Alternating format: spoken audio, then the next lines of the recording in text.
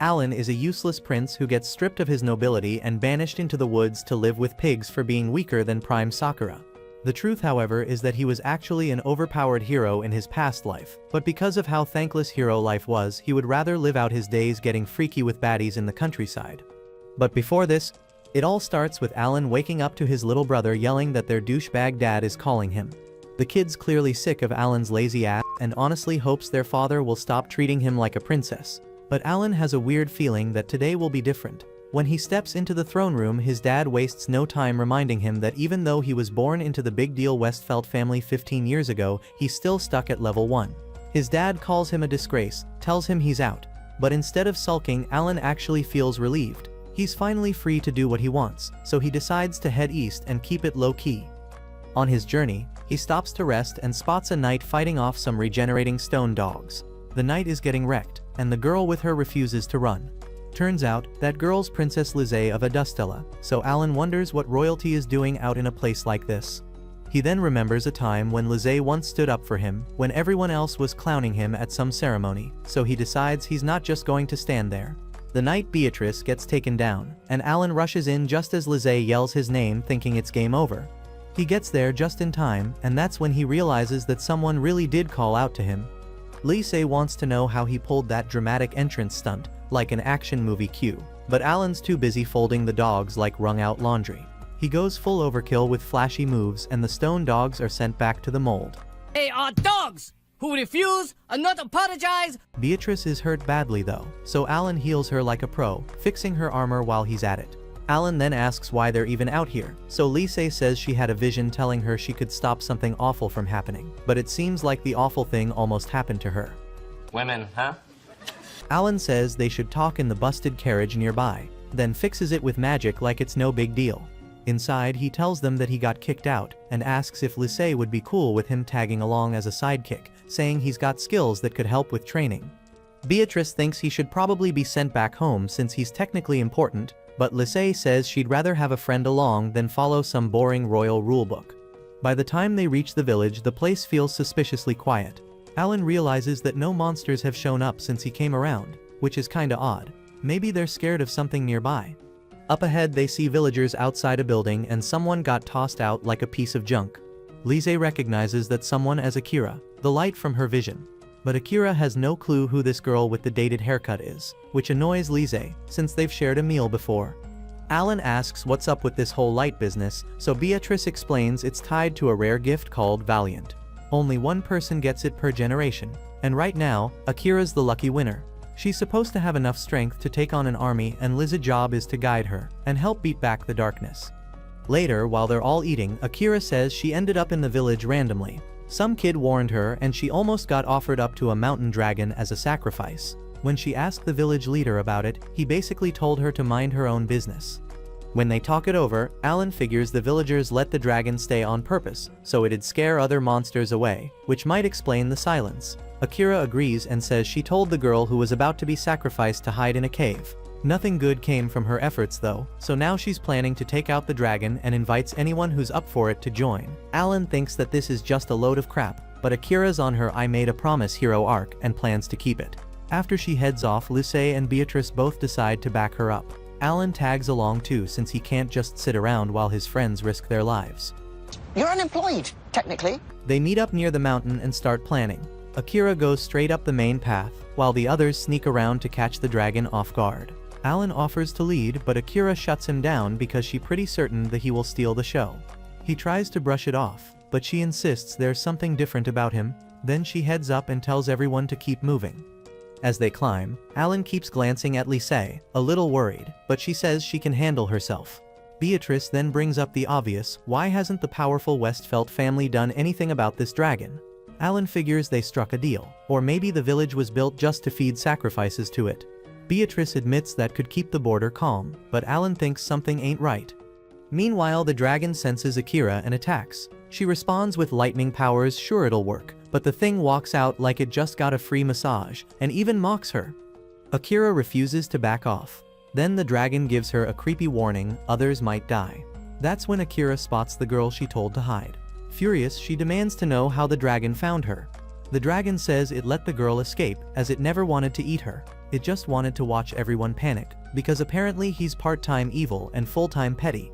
Akira unleashes her strongest attack, but it's like tickling the beast. The dragon smashes her into the dirt, laughing at the idea of her being a hero.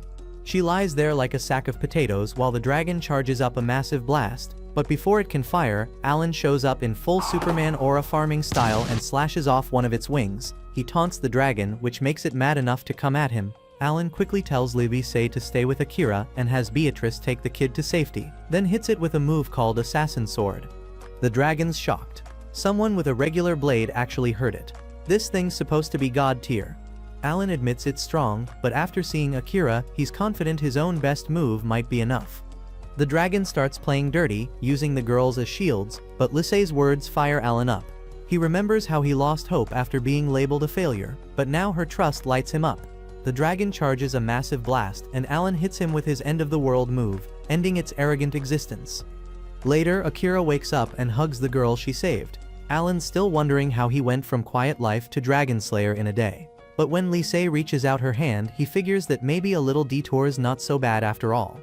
Alan wakes from a nap, looking disoriented, probably expecting someone to yell at him.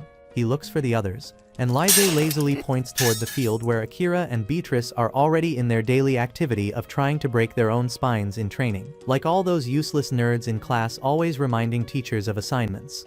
Things are finally quiet for a bit, so Lisei casually brings up her healing powers again, and that gets Alan thinking about stories where saints could just walk into a room and people would start glowing and healing like a lame Lifetime channel drama. But it's different when the actual saint is in fact Lisei. But before that thought even settles, Akira yells from the training field and completely smacks the mood away like a giant sandal, dragging Alan into some training before he can say anything. Way to kill the mood. Later in the day, they all get ready to say goodbye to Akira and the little girl she rescued, and while they offer to let the girl come along, she insists she wants to walk on her own. So Lisei checks if Akira's cool with that, and she says it's fine, even though she still looks a little down about not being the one who beat the dragon, but she knows Alan deserves the credit. Alan doesn't think so. He says he couldn't have done it without Akira's help, and to that little girl, Akira already feels like a real hero anyway. Back in Westfeld, Alan's dad sits across from a nobleman as they discuss the dragon mess and how Akira somehow made it out alive. They become convinced that someone gave her a hand, so the guy says it was probably the saint everyone keeps whispering about, causing the Duke to realize that things might be spinning out of his control. Meanwhile, Alan's brother is having a full-on meltdown, complaining that the clay dogs should have done the job, and wanting to send more, but the guy in the suit tells him to chill because those monsters aren't easy to replace, especially not the dragon ones, and even though the guy thinks they're being too slow. But the Duke says it's fine as long as the targets don't leave Westfeld land, they'll get another shot soon enough.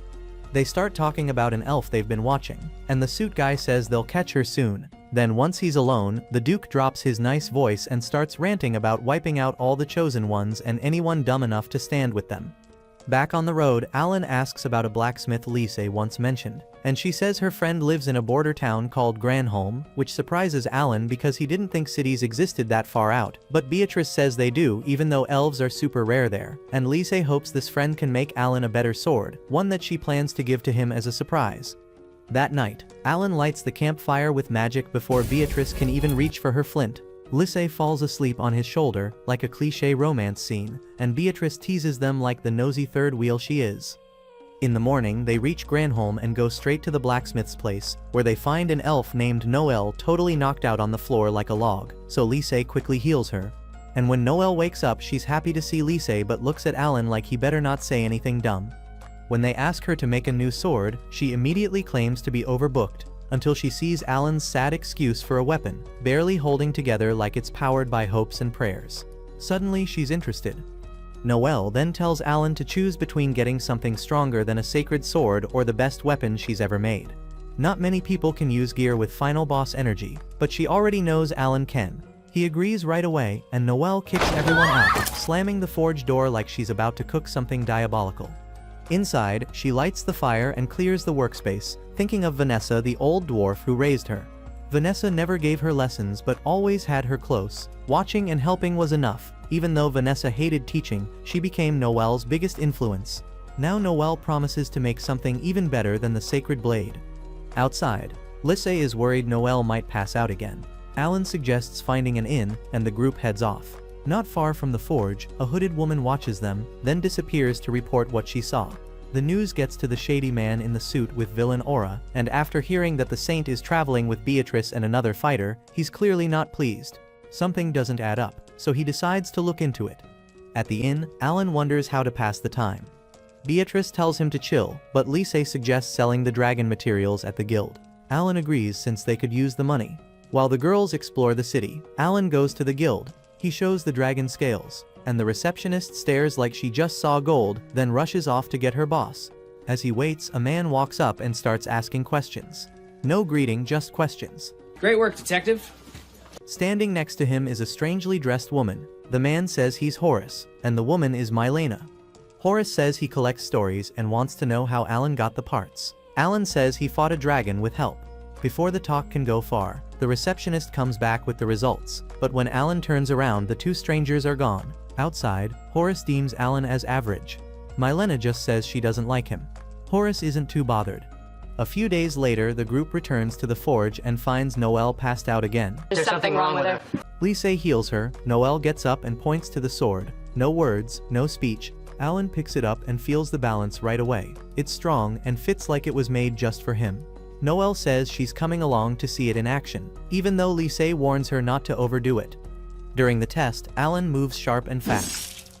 Noelle watches everything. She brings up how elves don't usually become blacksmiths. Alan figures it's because of magic. Noelle says she doesn't know her past. Vanessa just found her one day.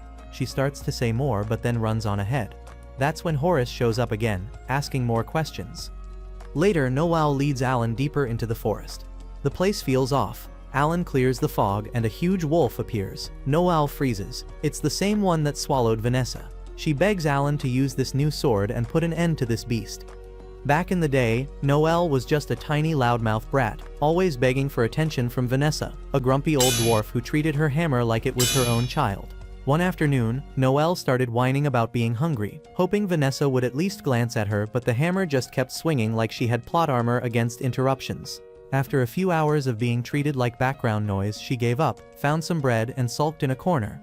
Once her stomach calmed down, she got bored again and asked Vanessa how she could tell all the tools apart, but silence answered back. That only made her more annoyed. So she tried picking up one of the giant swords lying around, probably thinking she was in some epic anime training arc. But it was far too much for her, and she lost control, knocking over a whole pile of stuff with it. Yet Vanessa's focus never wavered. Noelle dropped to the floor beside Vanessa and started ranting about how boring the job was. By the next morning, Noelle stayed under her blanket listening, until Vanessa finally stopped hammering away and stepped back to admire her masterpiece. Now back in the present, Noelle stands in the forest with the huge wolf right in front of her. She tells Alan to end it, but he refuses. The wolf isn't hurting anyone. Revenge won't help. Noelle takes back the sword and grips it with shaky hands, readying herself to strike, but Alan tells her that the Fenrir's barrier won't break with anything ordinary, not even her best work. If she wants a win, she'll have to go beyond even the sacred sword. He leaves her to think about it, and walks back to the inn. There, he tells Lise and Beatrice what he saw. He believes Fenrir wasn't just hiding, it was concealed on purpose. Then he asks if they handled their business. Lise explains that 3 months ago, General Cyril, one of the kingdom's top warriors, was found dead, beheaded, no sign of a fight. Not even magic could figure it out. The only guess left was demons. Their search led them here, and now the pieces start lining up. Far away at the border, Milena looks shaken. The one who found Fenrir isn't just some lucky mage. She hurries back to Horace, who decides it's time to act. Her next job is to kill both the elf and the saint. Milena hesitates, but apparently she's under a slave spell and she has to do anything she's told to do. Horace activates the spell just to tighten his grip on her sorry life. Back at the forge, Noelle works non-stop. Alan's words keep replaying in her head. If the sword's good enough, even Fenrir can fall.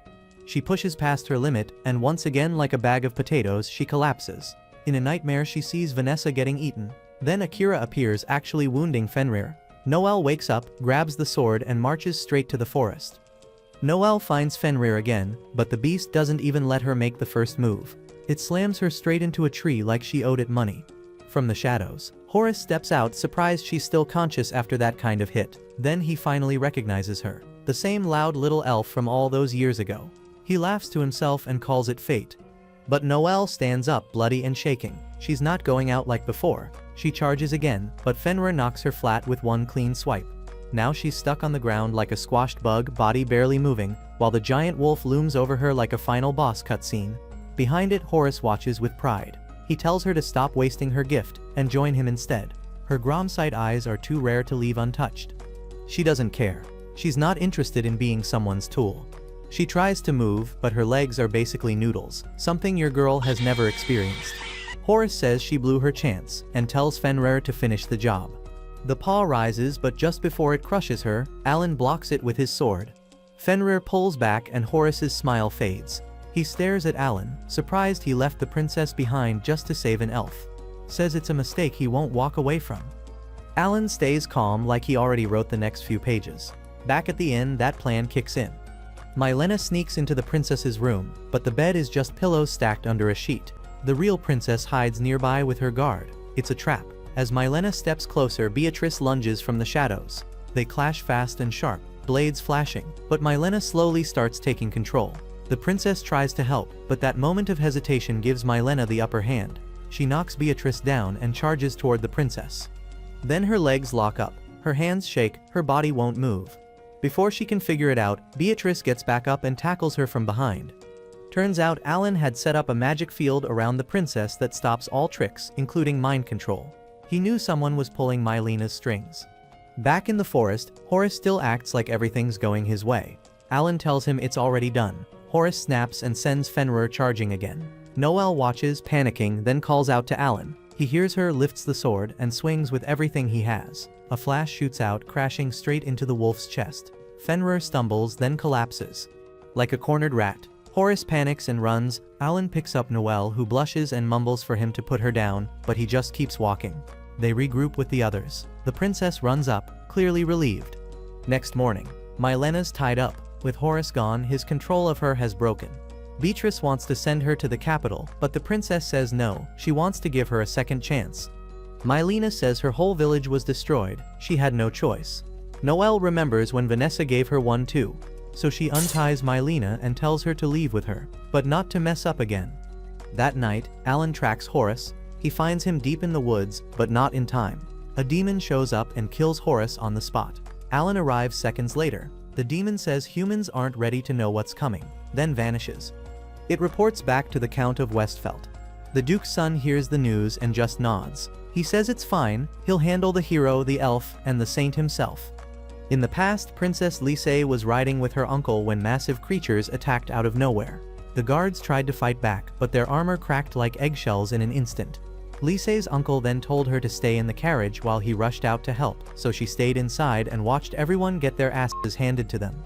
The next moment, one of the monsters spotted her, and immediately tried to get her, but her uncle showed up and stabbed it from behind. However, it turned, tore into his side, and nearly split his armor like a soda can.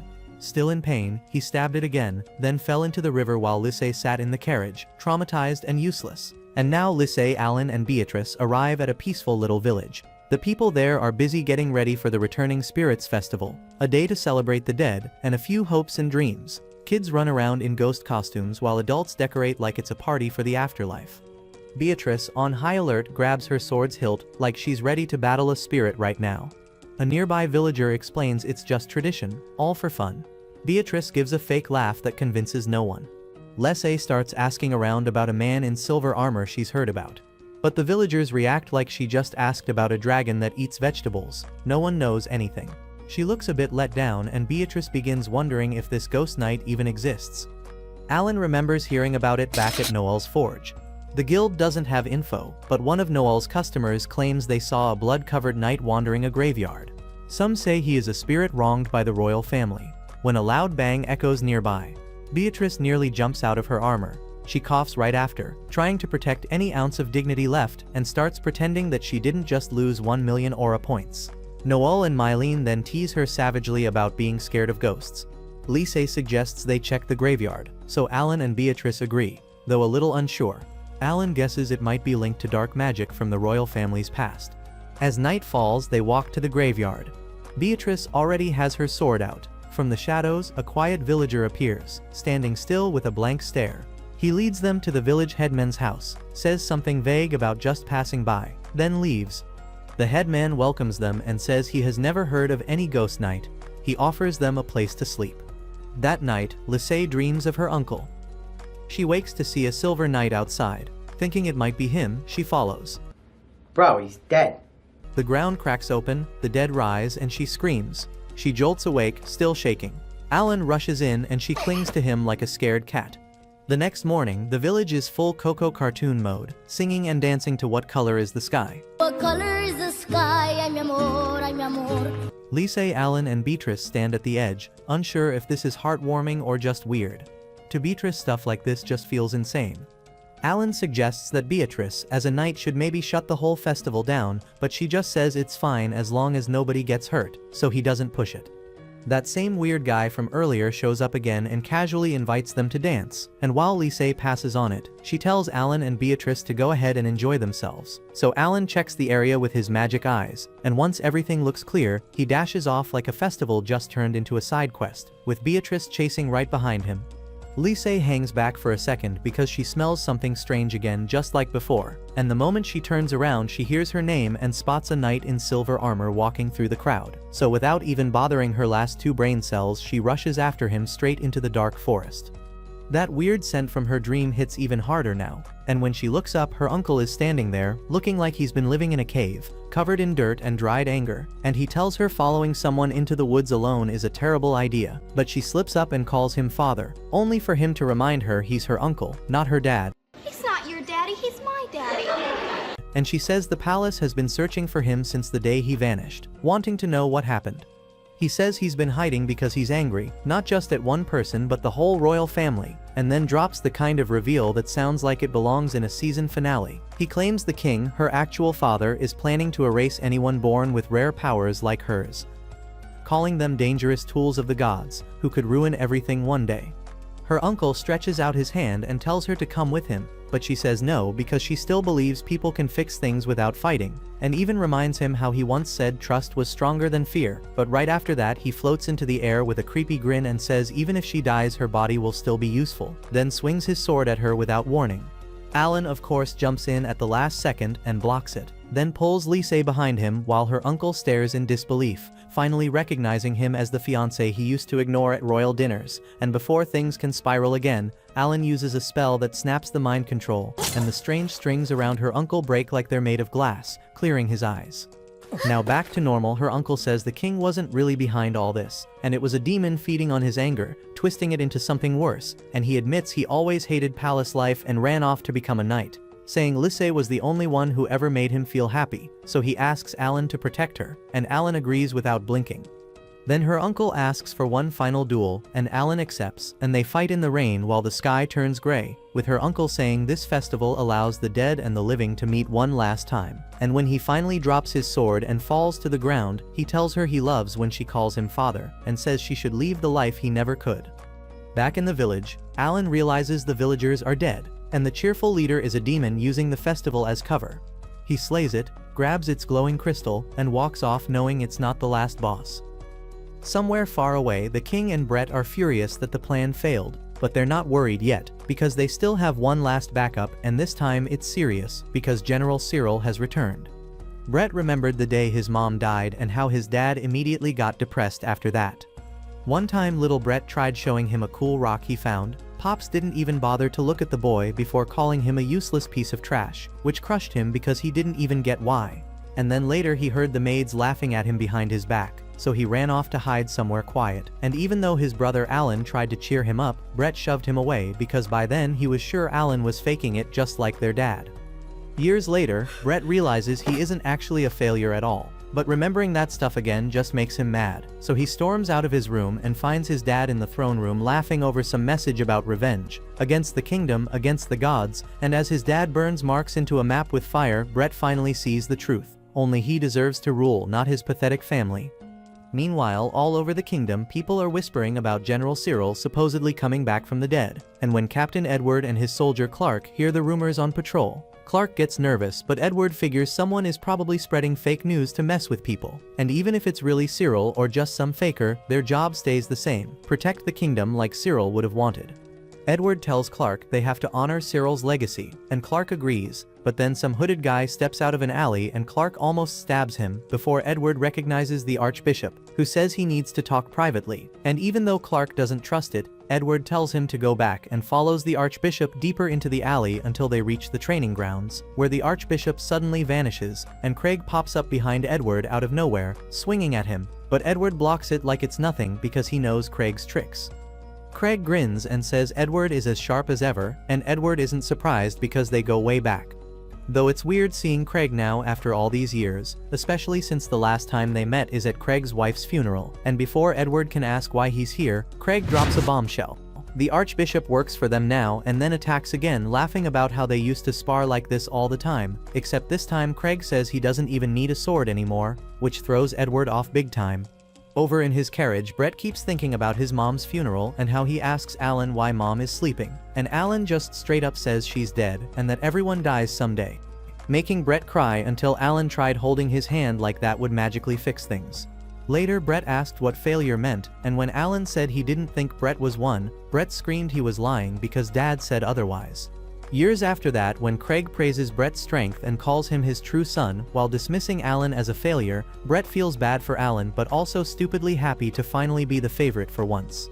Back when they were teens, Brett hated how Alan never reacts when people insult him, and when Alan congratulates Brett on his achievements, Brett just sneers because he doesn't want praise from someone he thinks is weak, so he declares himself the real leader of the family, and Alan just says fine, but warns him not to screw it up, which Brett now remembers randomly while the demon appears in front of him, smirking because everything is going according to plan.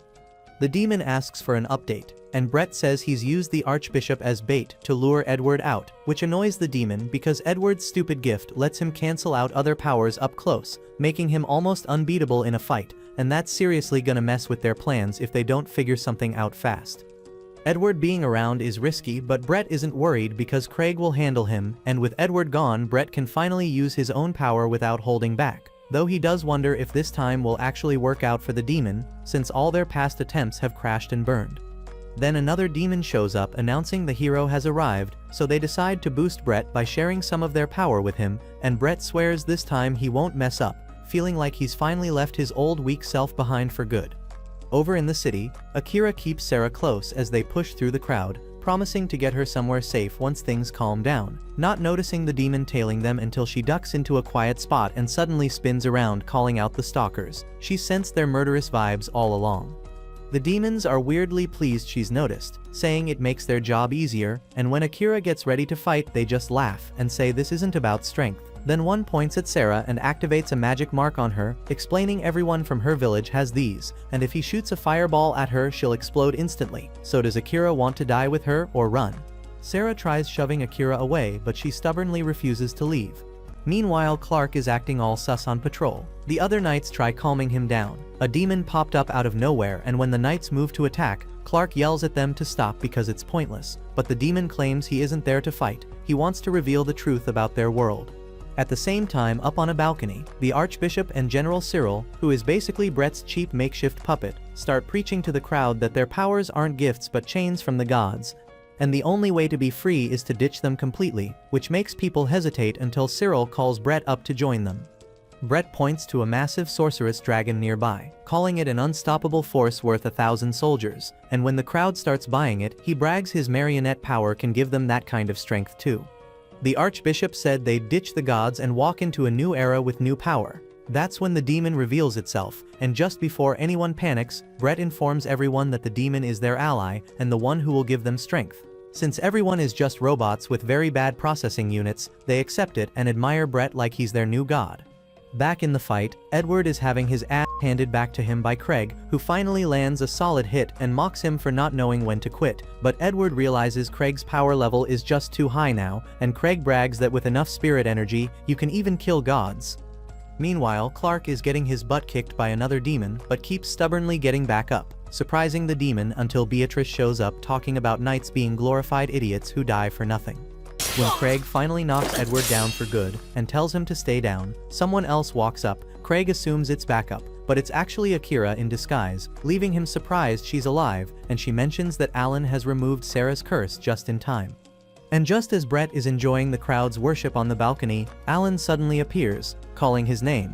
Brett's face twists with disgust, wondering why this failure even bothers showing up now. The moron watches in 4K through his magic screen as Beatrice faces off against the demon that attacked Clark.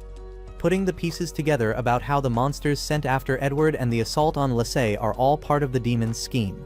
She calls out the House of Westfeld for working with them, shocking the demon, who figures he might as well spill everything since he plans to kill her anyway. While all that's happening, Mylene is hiding in the shadows, and the whole thing gets broadcast across the kingdom like a surprise season finale, where the villain just spills the whole plan out loud with no shame. The demon straight up admits they wanted to take out the general and the princess first so no one would get in the way, and Brett, watching this disaster unfold live, completely loses his mind and screams at Alan to shut it down. The demon explains that their real plan was never brute force, it was to trick humans into giving up their powers on their own, and once that truth drops, Brett goes full rage mode, yelling at the moron for ruining everything, while the people watching slowly realize he's been the villain all along. He really would have gotten away with it too if it weren't for his meddling big brother and his overpowered party. Princess Lissay steps forward and tells everyone the truth, saying Brett's been threatening her behind the scenes and that all those fancy protector beasts of his are truly his goon squad, and once the crowd hears that, his fan base drops to a -200. Brett scrambles and tries using puppet magic to control the knights again, but Alan snaps his fingers like a final boss, and all the magic strings break, freeing everyone, even the archbishop and the general. Brett, now completely desperate, starts summoning monsters left and right, and while Alan does feel guilty deep down for failing to save his little brother from all this, he knows he can't let him keep going. Brett even tries controlling Alan directly, but Alan grabs the strings midair and yanks him into a punch so hard it almost knocked the evil out of him. The puppet show has ended. While Alan gets ready to wrap things up, Lissay kneels next to a scared kid and comforts them, but she keeps glancing at Alan, worried he might regret everything later since their dad once called him a disgrace, and it's wild how the one who keeps calling himself a failure still had so many people who never gave up on him. Somewhere else, Beatrice is fighting the demon head-on, while Mylene stays hidden under her cloak. The demon then recognizes her as Horace's adopted daughter. It tries to teleport away, but Mylene throws a knife into its arm, and Beatrice steps up with the finishing blow. Then the Lady Knight rallies the nearby troops, just as Noelle finally shows up carrying more weapons, complaining about how the monkey always makes her clean up his mess. Meanwhile, Akira and Edward are locked in a wild battle against Craig, whose cursed Undertaker gift lets him see every possible future as he fights. Craig says he saw Marielle die in every single timeline and it's broken him beyond repair. Akira begs him to stop clinging to it, but he burns through his own life force for more power, and his lightning crushes her useless magic. Edward senses something twisted crawling into Craig's heart, but it's already too late. Craig stabs himself to stay in control and just keeps pushing forward. Craig says no one understands what he's feeling. Big spoiled brat. And Akira gets mad since Edward was trying to help him, but Craig won't listen. Then Alan shows up. Craig laughs because in his eyes Alan has always been a joke. Alan says he wishes he could change the past, but even now he refuses to give up on people. Craig tells him to get lost, but Alan doesn't move. Craig attacks, but Alan cuts through it with ease, and Craig just stands there stunned, wondering when Alan got strong enough to do that. Alan says maybe he's a failure, maybe he's always been one, but even so he's not letting go of hope, and he knows Marielle wouldn't want this. Craig loses it, and blasts him with dark magic, sending Alan into a pit of old memories. Inside that space, Alan sees everything, Craig's pain, his love for Marielle, and all the moments he buried. He almost gives up, but then remembers the people still waiting for him, and with that he breaks free and lands one powerful strike filled with all his magic. Craig's demon energy bursts out, swallowing the whole town like an explosion with feelings. Alan dives into Craig's mind, cuts through the hate, and finally reaches him. A butterfly lands on Craig as he fades away, peaceful at last. Later, Alan turns down a noble title because he's 2 steps away from being useless, and a title won't make anything easier. While Lissay steps up and says she's taking control of Westfeld now. Beatrice is nowhere in sight, but Lissay says she's somewhere safe, and with Alan around, there's nothing to worry about. Noelle yells at him to stop wasting time and get in the carriage, and just like that they ride off, set for life. Henriette watches from afar, disappointed that the first time she observed someone, he was such a big old smelly loser. She wonders why he even bothered to reincarnate if this was how he'd live, but figures he just can't help himself. Back in his old life, Alan used to be a hero, but at some point, he got so fed up with all that hero stuff that he made a wish to the angel, asking to never be a hero again and just live a normal life. Hearing that, the angel actually starts crying and ends up granting his wish. Then he wakes up and realizes it was just a dream. He heads downstairs, and Lise is already done with breakfast. She wants everyone to eat together, and Alan's cool with that. Not long after, Mylene and Noelle show up, but Lise instantly gets annoyed when she sees what Noelle's wearing, basically nothing. Alan tells Noelle she should probably wear more clothes at the table, but Noelle says she's comfy like this, and Alan's seen her dressed like that loads of times anyway. Lise stares at Alan confused, then starts asking if that's actually true and won't let it go. While all that's going on, Lise says Alan's supposed to help her with paperwork today, but Mylene jumps in and says he's hanging out with her instead. Alan just stares at them both and asks when exactly he agreed to any of that. Right then, a guild worker shows up and reminds Alan that he hasn't shown his ugly face at the guild in a while, and he's got a pile of unfinished quests. She tells him to get moving, since some of the jobs involve going to another empire. Alan doesn't really get why he's being sent that far, but thinks if he finds a decent place over there, he might just stay. Noelle overhears this and says she's tagging along too, since the Victoria Empire has a bunch of skilled blacksmiths and she might learn something. Alan asks why she wants to tag along like his #1 fan. She tells him traveling alone is boring, so it makes more sense for everyone to go together. Alan just agrees, and that settles it. He checks in with Lise, who says she's got too much work to deal with, but turns out she already called Beatrice to handle everything in her place, so she can go too. Beatrice pouts like my girl whenever I hold out on her. They all hop in a carriage and start their trip to the Victoria Empire. The ride's bumpy and Noelle keeps complaining that the road sucks. She asks if they can take another route, but there's a catch. Sand wolves are out there and they're no joke. If they run into them, things could get ugly. Except Alan ends up one-shotting all the wolves like it's nothing. The others just laugh and say they shouldn't be surprised since it's the ridiculous failure who never seems to fail. He thanks them and they keep moving. Later, Noelle randomly asks about Henriette, who she is and how Alan knows her. He says she's the daughter of the Imperial Duke. Lise already knows of her too, mostly from rumors, but she's never met her in person. When they do bump into Henriette, she recognizes Lise as a princess, but also remembers she's the Duchess of Westfeld, so she wants to know what she's even doing there. Lise just says she came to check out the town, but Henriette throws shade, saying she doesn't even know how to talk properly, then walks off. Alan follows Henriette alone, telling the others they can go ahead and check out the town. Something about that whole exchange feels off. When he catches up to her, he asks why she's even telling him all this stuff. Henriette looks confused, so he just says it outright. She used to be an angel and has a connection to God, so what's the deal? Henriette finally tells him that in her past life she cared about him a lot, and when he asked for a peaceful life, she was the one who made it happen. Alan hears some noise in the town and sees a guy running like he's being chased by ghosts. When Alan stops him to ask what's going on, a dark energy suddenly bursts out of the guy and kills him on the spot. Alan realizes it's demon magic, but before he can explain anything, the Black Knight unit shows up and arrests him right there. Their captain, a serious-looking girl, demands to know why he killed the man.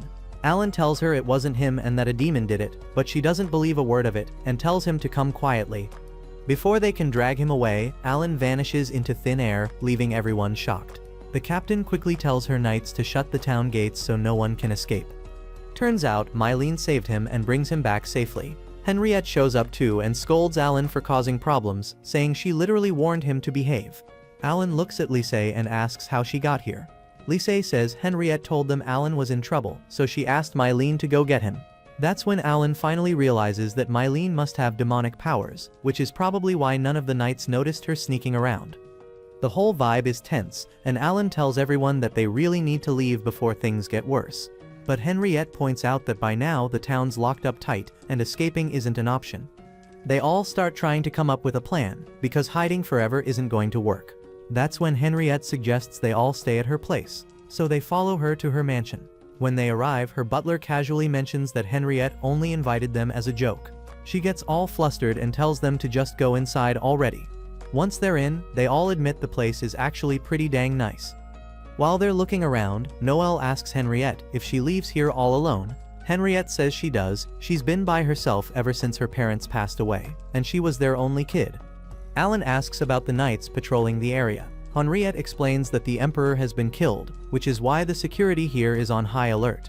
Noelle raises an eyebrow and asks why Henriette is telling them something that serious. Henriette says she trusts them not to blab like you on IG, when your boy tells you a juicy secret.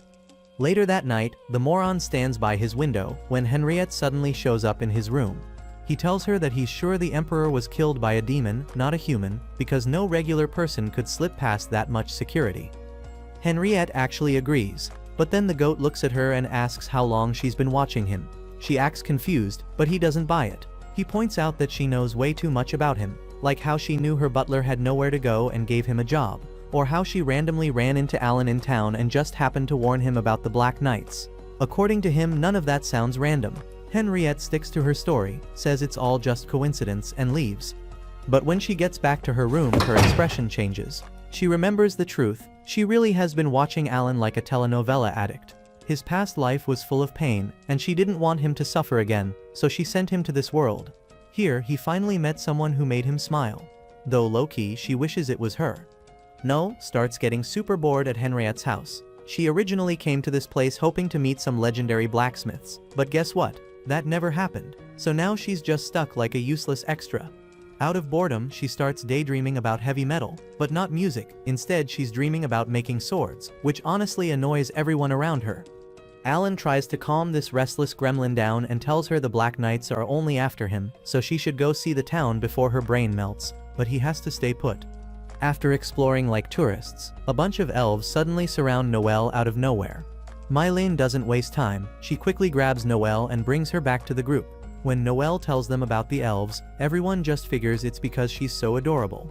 But Henriette steps in and says nothing dangerous happened. Though she does admit that all those elves are interested in Noelle for a reason. She also explains that anyone who leaves the forest usually forgets everything that happened inside it, but she's an exception. For some reason, she can go in and out of the forest anytime without losing her memories.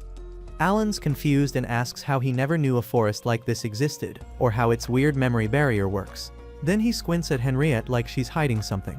Henriette gets awkward real fast, insisting nothing's going on, totally not suspicious at all. Later, they all head to the elven forest together. Just like before, the elves surround them again. But this time, Henriette tells them not to worry, because their supreme leader just showed up. Right after that, every single elf bows down to Noelle and glazes her as their long-lost ruler. A little later, as they tour around, two kids run up on Noelle and shower her with presents. Percival shoos them away.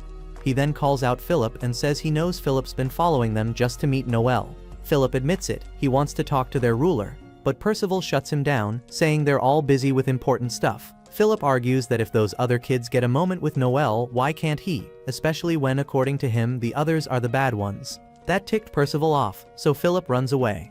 Noelle later asks Percival what Philip meant by bad people, but Percival avoids the question, and they all just move on without an answer.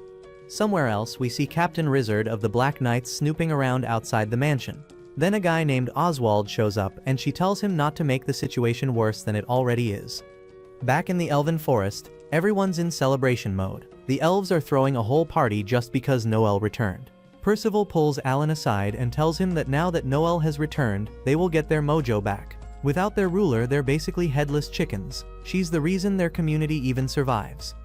Percival then tells him that Henriette helped make all of this possible. She was the one who told the elves about Noelle, how she became a swordsmith, and even got fairy powers. After hearing that, Alan thinks to himself that Henriette hasn't changed at all. Even in the past, she was always trying to help people. Percival adds that Henriette also taught them about the outside world, its culture, its people, so the elves could feel more comfortable leaving the forest and meeting outsiders. Alan then asks Percival about the demon children from earlier. Percival hesitates for a moment, but eventually says that strong people can usually sense the aura of a demon.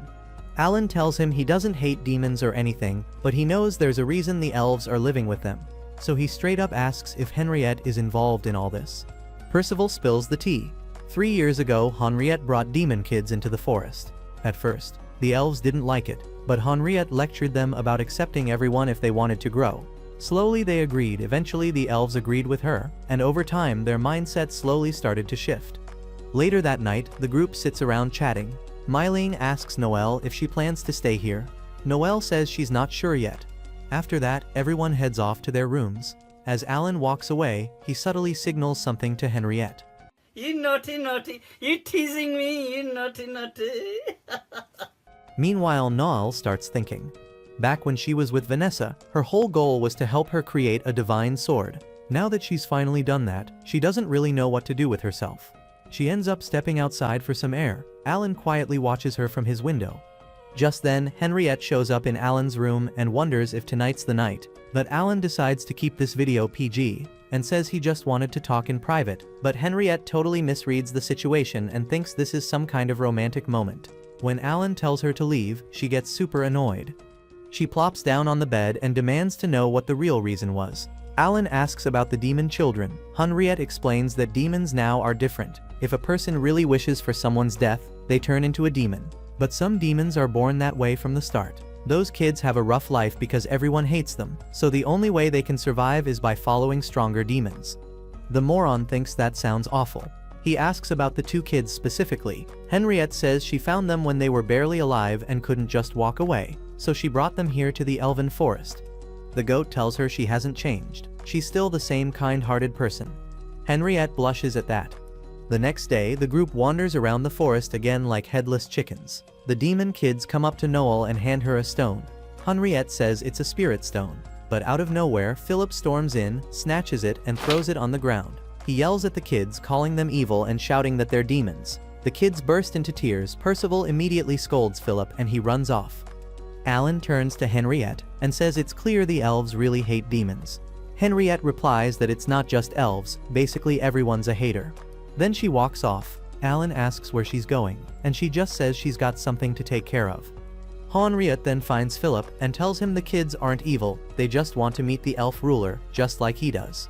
She tells him not to treat them badly. Philip listens and says he'll apologize. But before he can do anything, Oswald suddenly shows up, grabs him like a carnival prize and pulls out a massive sword. He tells Philip that now he's going to show him the way into the elven forest. The group sits down for lunch deep in the elven forest, and everyone's enjoying the meal like it's some peaceful filler episode. Everyone except Noelle, who just picks at her food like a sulky toddler. Henriette notices and asks Alan what's up with her, and he just says she doesn't like the taste and probably just needs a little time to adjust. But when Henriette offers to help, he just repeats it. She'll be fine if they give her space. Later on, Henriette tells Percival to take the others on a tour, while she heads back to her mansion to search for Philip. And even though Percival tells her not to worry and says it's probably nothing, she's already on her way. Alan, now curious, asks Percival what's really going on, and Percival explains that one of their elves hasn't come back to the spirit forest, which immediately makes Noelle stop chewing because she already knows it has to be Philip. While Henriette searches town in vain, the lounge act asks Percival if elves always live this relaxed, almost lazy life, and Percival laughs and says elves live so long they don't need to rush anything, so instead of working they just chill. Mylene asks how they even survive without doing anything, and Percival sticks out his hand and an apple drops in it from nowhere like he's doing a magic trick, explaining that the forest just gives them what they need. Lissawe wants to know more, but all Percival says is that the elves and forest are basically the same thing. Alan uses his spirit eye and sees something wild. The elves' souls are literally connected to the forest like energy cables. Percival confirms that elves are born from the forest, and when they die they return to it, so the cycle never really ends. Percival then asks Noelle if she's staying for good, but she says she hasn't decided yet, so Alan asks if he can live here instead. Drisiv asks why, and Alan just says he's tired and wants peace, and this place feels peaceful enough. Percival says it's not that easy. The forest has to accept outsiders first. Alan jokes and asks if the demon kids got accepted too, and Percival says they only got temporary permission because Henriette vouched for them. Alan says cool, he'll stay for a bit too, then asks how long short term is, and Percival casually says 50 years, which stuns everyone until they remember elves live forever, so 50 is probably like 5 minutes to them. Suddenly, Percival senses someone unfamiliar entering the forest. Alan thinks it's just Henriette coming back, but Percival says the forest doesn't recognize them. He quickly apologizes and ends the tour. Alan tells the group to leave too since the Black Knights are still after him and he doesn't want drama. Noelle teases Alan about hiding, then hints she's staying to keep an eye on him. Wanlin says she'll stay too, and Lissawe wants to stay, but Alan reminds her she's a duchess now and has work waiting. Later, Henriette returns to find the Black Knight Captain Lisette waiting, accusing her of hiding the suspects in her mansion. Henriette denies it, but before she can say more, the Black Knights storm the place like it's an ice raid. Meanwhile, Percival makes his way to the edge of the forest to meet the person who tried to sneak in. Turns out it's Philip, and he immediately apologizes. But something feels off.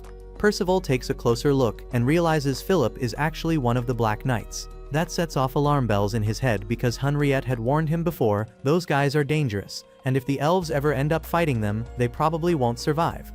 Oswald, one of the knights, comes straight out and asks if criminals have entered the forest, wondering if Percival is hiding anyone. It's clear he means Alan and the others. Percival stays calm and firmly says no, but Oswald doesn't believe him and suddenly lashes out. Right as things are about to turn ugly, the two demon children show up out of nowhere. Noelle learns from the forest itself that those kids are in trouble. She and Milena head off to help. Lise, watching them go, turns to Alan and asks if he's okay, and he tells her he's fine. Then both of them quickly follow to see what's going on. Back in the forest, Percival shields the demon kids and tells them to run. He stays behind to face Oswald, but the guy is strong. He keeps casting magic spells non-stop, and Percival ends up badly hurt. Oswald then turns his attention to the children and prepares to kill them, but out of nowhere, a hammer smacks him on the back of his head. Noelle's the one who threw it.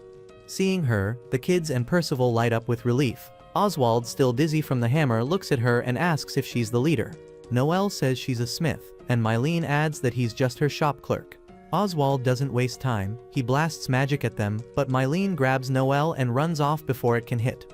Percival tries one last time to strike back with his sword, but Oswald dodges easily and hits him hard like a Mortal Kombat Ultimate. That's when Alan finally shows up Superman style. He uses his spirit eye, which instantly messes with Oswald's magic. Oswald is shocked and asks if Alan can see through his powers, and Alan says that his eyes miss nothing. The two start fighting, and Alan ends up overpowering him, so the sour and desperate loser targets Noel again, but Alan blocks the attack without breaking a sweat. Oswald asks if Alan can really see all his moves, and Alan just confirms it, his eyes catch everything. While the fight is going on, Philip quietly walks over to the demon children and starts talking to them like they're old friends. Meanwhile, the Black Knight asshat Oswald is knocked out cold. Alan says that it's a good thing Henriette isn't around to see this, because she'd probably explode. But then he turns around and sees her standing right behind him. She looks mad and yells that he's messed everything up, again. Oddly enough, she doesn't scold the others nearly as much. She just tells Alan that the exits are open now, so he can leave whenever he wants. That throws him off. Something about her tone makes him uneasy. Soon after, everyone starts getting ready to head out. Noelle pulls Percival aside and tells him that she needs to go. She says there's still so much for her to learn, and maybe by traveling with these people she could grow into being a monarch one day. Percival doesn't try to stop her, he just says she's always welcome to return whenever she wants. And with that, Noelle waves goodbye and walks off to rejoin the others. Everyone's loading up their stuff into the carriage and getting ready to leave, when Lise suddenly stops and says she wants to see Henriette one last time before they go, because she feels like she owes her a proper thank you for everything she's done, but Alan just tells her not to bother right now, since Henriette doesn't really seem like the type who enjoys dramatic goodbyes or teary send-offs in the middle of a dirt road. Before anyone can say anything else, a kid runs up to them out of nowhere looking super panicked and starts begging for help, saying they need to save his big sister, which already feels like a side quest, and Lizzie asks who he is, and he says his name is Curtis Lindvist, which makes things weird real fast, because the sister he's talking about is none other than Henriette herself. Curtis explains that the Black Knights showed up and snatched her like she was some rare collectible, all because they think she had something to do with the Emperor's death, and since the royal families never liked her to begin with, they'll probably use this chance to wipe her out and pretend she was guilty the whole time. They all head to a nearby cafe to talk more, and Curtis goes into detail, saying that most nobles hate how smart and useful Henriette is, so they've been waiting for a reason to get rid of her without looking bad. Noelle doesn't even hesitate, she immediately says they should help her and clear her name, but Curtis warns them that it's not going to be that easy, since the royals already see Henriette as a walking threat. Lise can't understand how anyone could hate someone like Henriette, and Curtis just says it's because she's too good at what she does, and people who don't measure up usually hate that kind of thing. Alan then asks if Curtis has any family who might be able to help, but Curtis says they've been on their own for a long time and no one out there is coming to the rescue. Lise starts thinking back to when Henriette said she was an only child, which makes her wonder how Curtis could even be her brother, so she starts getting a bit suspicious like someone in a detective anime. But before anyone starts accusing him of being a shapeshifter, Curtis apologizes and says he only said that because he didn't know who else would help, and they looked like people who actually cared about Henriette. Alan tells him they'll need to think about it first. Meanwhile, Henriette's stuck in a carriage with Lisette, who keeps acting smug while Henriette complains that she should be treated better as a noble. Lisette says she's just following orders, or her head might get launched like a cannonball. Henriette says that if her friends get hurt, Lisette will be the target instead. Later, they meet Curtis again, and this time he introduces them to a coachman he trusts, and as they ride toward the Imperial Kingdom, Curtis keeps looking around nervously like something might jump out, and he tries to ask Lise what she and Noelle were whispering about earlier, but Lise just lies and says they were talking about how cool the carriage looks. Alan's not fooled at all, and directly asks Curtis how he even knew they were friends with Henriette, and whether he's actually her brother. Curtis finally spills it. He's not her brother, he's her cousin, or maybe just adopted. He's not even sure, but either way she's like a sister to him. Because back when no one believed in him or thought he'd amount to anything, she was the only one who stood by him, so when he saw them with her earlier, he figured they were close enough to help. That answer seems to satisfy them, and they decide to go through with the rescue. On the way, Noelle teases Alan about how close he and Henriette are, asking if there's some business going on behind the scenes, and Alan immediately shuts that down. Back with Henriette, she stays calm even while being carted off like a cartel criminal. Lisette warns her that the royals are serious and might send her to Jesus just to keep things quiet, but Henriette says she already knows that. She asks Lisette what happened with Oswald, and though she was reluctant to answer, she tells her that he was granted a pardon. In her mind though, she's only thinking about her friends. She just hopes they're safe. Meanwhile, Alan and the gang reach a dead end, with guards that would show anyone their end if they try to pass. Curtis apologizes for bringing them here, but they tell him that it's fine. Apparently the city gate is closed, and Alan figures it might be because of them, like some $1 million bounty. Curtis suggests they go find out what's going on at the guild, but he says that the girls have to stay behind, unfortunately, as the town is low-key sexist toward female warriors. Alan and Lise head to the guild, and Curtis shows the other girls to their dorm. They tell him that they don't feel safe in an inn like that since the knights are after them like they've lost their chivalry. But Curtis assures them that it's fine and that the innkeepers won't sell them off. Back at the guild, while Alan and Lise weren't able to get information about how to leave the city, they did confirm that the knights were looking for them.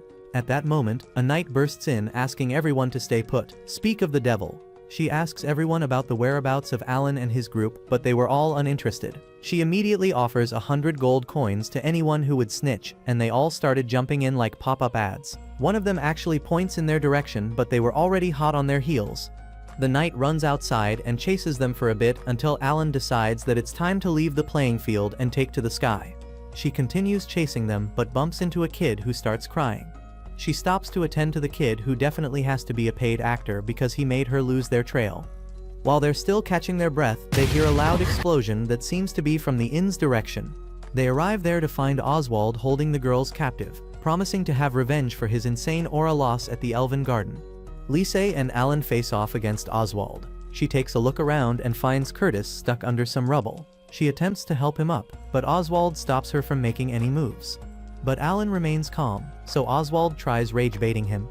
While he continues yapping on how he has the higher ground, Alan asks which would be faster, Oswald strangling the hostages to death, or his head leaving his shoulders. Before anything else can happen, Alan was parallel universes ahead of him and sliced his arm off. With him in pain, Alan approaches, stating that he has a bunch of questions, and tells the dude to stop whining. Shortly, Oswald's screams turn into laughter, which raises a few questions. It turns out even he knew he'd be cooked against the MC, so he reveals that he had cast Explode on all the victims in the area, and could make fireworks out of them. Even if Alan decided to cut the fuses like he did in the Elven Forest, he wouldn't be able to save everyone. Just before Oswald activates the spell, Alan pulls out his inner Dio Brando and slows down time, allowing him to slice off the fuses that are connected to everyone and save the townspeople. Of course, what just happened leaves them all confused, including Oswald, who wonders why his spell isn't working. Alan points his sword at him and it's all over for the guy. He swings his sword ready to cut Oswald's head off, but a knight stops Alan from doing so. She refuses to let Alan kill him since he's a member of the Black Wolf Knights. Regardless of the fact that he destroyed an entire town, she states that it's their squad's duty to deliver punishment. At first, Alan says it doesn't matter and doesn't believe the Black Wolf Knight. But then Celia swears on her knight's honor that she'll take personal responsibility for his punishment, and Alan stands down after hearing that. Sometime after the battle, Celia gives a report of everything that had happened to Lisette. After that, Celia requests to punish Oswald, but Lisette insists that their leader will take care of him. As soon as the hologram vanishes, some shadowy wolf figure emerges from Oswald and finishes him off. Cut to the capital. The squad's trying to figure out how to sneak in. Curtis suggests that they can go through the capital's secret underground tunnels. Since it's risky for a large group to sneak through it, he chickens out and takes the front gate while the rest of the team use the secret passage. The team goes through the tunnels that are about as crusty as my self-esteem. Soon they run into some NPC guards, but thanks to Mylene's invisibility, they sneak past like pros. At this point they start to worry that the knights know where they are. That's when Lisette pulls up and she casually listens through the invisibility like some anime Batman. But she's not interested in dealing with the ladies and wants a one-on-one with Alan. So he tells them all to leave because he's ready to put his two swords into action. After the girls leave, the two of them prepare for a duel. Lisette makes the first move by zooming around like some wannabe Flash. After some time, Alan can tell that she's pulling her punches and calls her out, but Lisette denies that accusation. She then lunges at him with her sword, but Henriette's threat messes up her focus, and Alan lands a clean counter. Before they can go Super Saiyan, the tunnel starts collapsing, and the two of them dip. Lisette and company notice the smoke coming from the direction of the underground tunnels, and they worry that their collective crush is dead. But thanks to the power of plot armor, Alan makes it back alive and well. Curtis suggests that they rest up, but Alan makes a blue light with his hand and heads out for a random side quest. Meanwhile, Henriette is chilling in her room reading a book until a wild Alan jumpscare surprises her. He teleported to her location to rescue her, but Henriette informs the dumb MC that she can't be executed as the head of the Lindvist family. After hearing that, Alan realizes that he jumped to conclusions, and this makes Henriette ask if he was worried about her. He doesn't even delay, just straight up says yes, and Henriette's.exe has stopped responding. She tells him to go away and not to worry, so Alan bids her farewell and teleports away. The next day, the squad meets up again. Curtis reveals that if they rescue Henriette, it could lead to a full-blown war, which means that they should leave the Empire without doing anything. However, the girls all disagree with that plan. Curtis then promises that he'll definitely think of something to save her and begs for their trust. That's when Alan gets up and says they should get going. Curtis goes to meet Henriette in her cell, and he reveals that he set up everything on his own. She doesn't believe this, and that's when Curtis flexes his power. Then he drops the most cursed proposal to become emperor and marry into House Lindvist. Unfortunately, Henriette shuts down his genius idea and goes straight to sleep.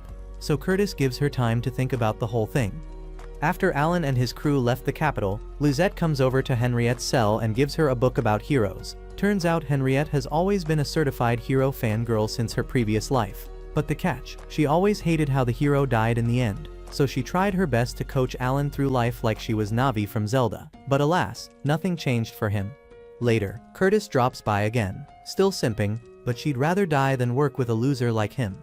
So he starts listing threats like he's reading off a villain checklist, including sending an assassin to kill Alan. But none of the things are convincing enough. With no other option, the man crashes out and assaults Henriette in a way that Andrew Tate would be proud of. Then he realizes he fumbled the bag and runs away. Meanwhile, Team Alan stock up on supplies. After sending Marlene and Noelle on an errand, Alan checks in with Lisette, who's fired up to rescue Henriette, whether she likes it or not. Even the knight nearby agrees with this point, and the two of them recognize who that might be. Back in the cell, Curtis returns, and he's cracked this time. Looking like he's all whack on Scooby snacks, he begs Henriette to rule the Empire with him. Then he rushes towards her like Diddy when he gets his hands on baby oil, but Henriette refuses as usual. Since that's her decision, Curtis creates some shadow hands and uses them to strangle her. Just before things get to full anime violation, Alan makes his MC entrance and frees her like the hero we came to see.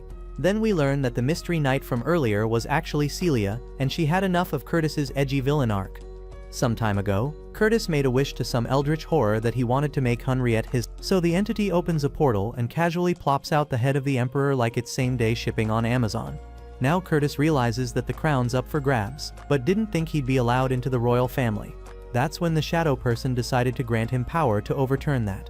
Curtis picked up a nearby knife and started his career as a serial killer. At the same time, he began to absorb the power.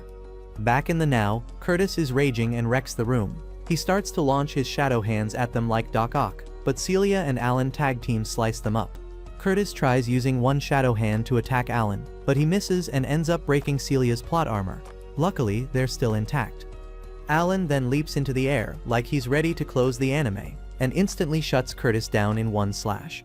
But that's not all. Alan calls out the guy's entire villain arc as half-baked. After asking a few questions, he finally sees that Curtis never wanted power, he just wanted Henriette.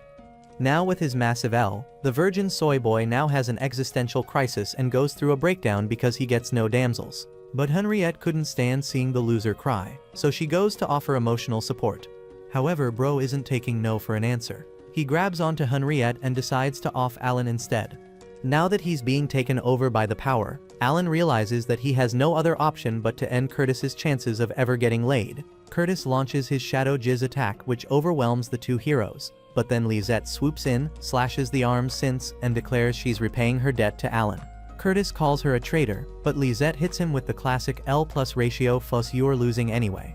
So with that, Curtis gets into final boss mode, and Alan goes full MC mode.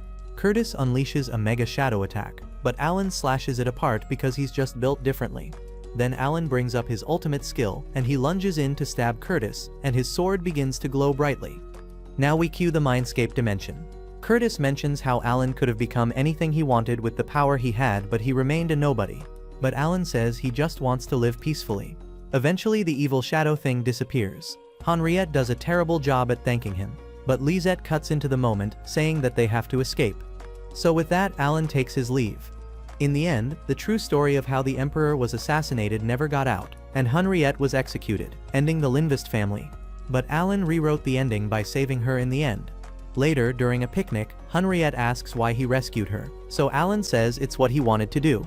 After hearing his words, Henriette realizes that Alan really is everyone's hero. Thanks for sticking around until the very end, you absolute legend. Blow up the comments with Alan is the man if you want to see a part 2. Like, subscribe, and click on one of our other exciting videos on screen. Stay awesome, stay any geek.